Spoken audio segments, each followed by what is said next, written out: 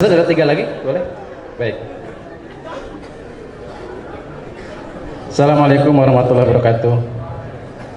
Ustadz, teman saya mengamanahkan pertanyaan. Teman saya pernah berzina, tapi tidak sampai hamil, dan dia kini telah bertobat. Yang ingin teman saya tanyakan, apakah yang harus dilakukan? Menyembunyikan aib itu atau berterus terang kepada keluarga? Terima kasih. Dia laki-laki perempuan? Tulisannya ini temannya soalnya. Kalau laki-laki berzina, habis itu dia nikah, istrinya kan nggak tahu kan? Nggak tahu, karena nggak ada labelnya. Beda sama perempuan. Kalau dia berzina, habis itu dia nikah, suaminya tahu. Dalam kitab fikih dikatakan, dikutip oleh Sayyid Sabiq dalam fikih sunnah. Lihat fikih sunnah. Inishtarata bikran, kalau seorang laki-laki menikah mensyaratkan istrinya mesti bikran. What the meaning of bikran? Virgin. Inishtarata bikran, kalau laki-laki mensyaratkan istrinya harus bikran, virgin, fabanat thayban, ternyata setelah nikah tidak virgin, falahul fashu, maka laki-laki itu punya hak untuk fasah. Fasah artinya pembatalan pernikahan. Makanya tertulis di botol, do not accept if cell is broken. Makanya saya tanya tadi, yang tanya laki-laki apa? Perempuan. Kalau laki-laki dia tobat nasuha, selesai, jangan kau ceritakan sama dia. Jangan pula nanti, dek, ada sesuatu yang mau ku ceritakan. Apa bang? Kau bukan yang pertama. Apa? Tapi kalau perempuan kau harus cerita, karena kalau tidak nanti ini bahaya. Cuman menanyanya jangan langsung pancing-pancing dia dulu. Pancing dia, Mas, ya apa sih arti keperawanan bagimu? Terus dia bilang, alah nggak ada. Aku pun nggak perjaka, katanya. Apa?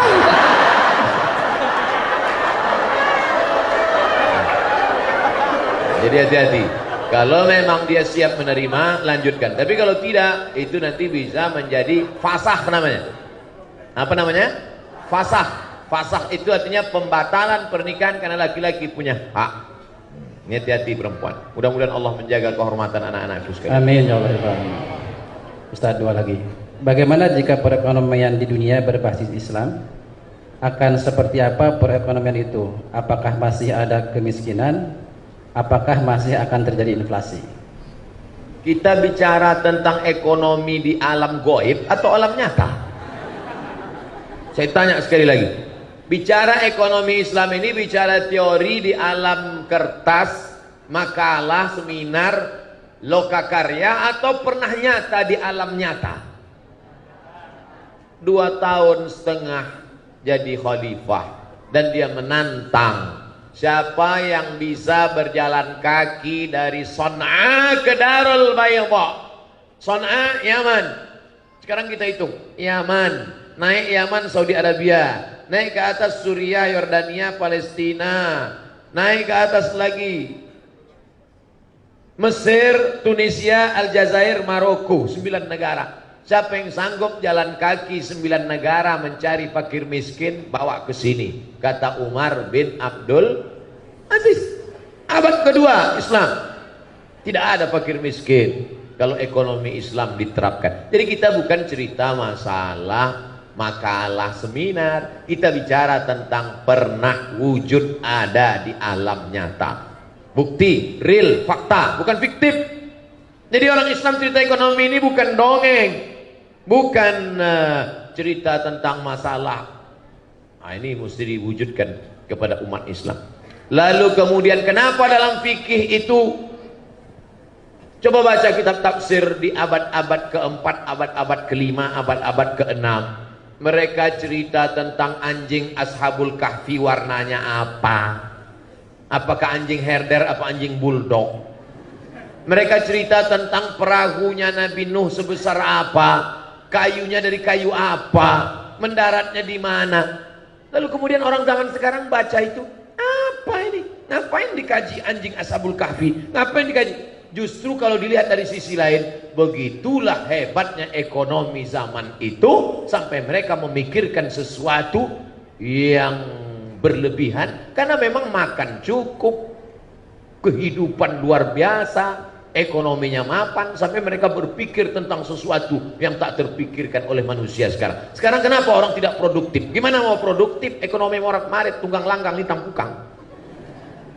Jadi kalau dibaca abad-abad pertengahan, abad keempat, abad kelima, abad keenam, kenapa tafsir-tafsir, fikih-fikih itu mengkaji dengan kajian luar biasa. Bahkan di Indonesia, kalau adik-adik nanti baca fikih ketika Islam sedang jaya-jayanya di Kalimantan, ada kitab fikih namanya Sabilal Muhtadin, ditulis oleh mufti kerajaan Banjar namanya Syekh Muhammad Arsyad Al-Banjari. Dikaji tentang masalah sesuatu yang tak terpikirkan oleh manusia, saking kan mapannya ekonomi mereka saat itu. Andai ada seorang pergi ke hutan, bisa konsen? Masih bisa? Andai ada orang pergi ke hutan, sampai di hutan turun hujan gerimis, maka dia pun masuk ke dalam gua, berteduh di dalam gua. Setelah berteduh dalam gua, hujan pun reda. Lalu dia keluar dari dalam gua melanjutkan perjalanan. Ternyata gua tempat dia berteduh tadi rupanya, maaf, kemaluan raksasa. Apakah dia wajib mandi junub? Orang sekarang kalau baca itu, ngapain dikaji masalah ini kan nggak penting. Memang betul, tapi cari sisi lain. Begitulah mereka berpikir, saking kan sudah mapannya ekonomi sana itu, tak ada lagi fakir miskin, orang kaya raya, sampai orang berpikirnya pun kelas VVIP. Nah, jadi banyak orang katakan, ini kitab-kitab klasik ini Ustaz terlalu besar masalah. Kenapa kitab itu sampai 1 meter panjangnya? Tafsir Al-Kabir yang ditulis oleh Imam Fakhruddin Ar-Razi 606, 1 meter panjangnya. Kitab-kitab fikih itu ditulis Raudhatul Talibin wa Umdatul Muftin.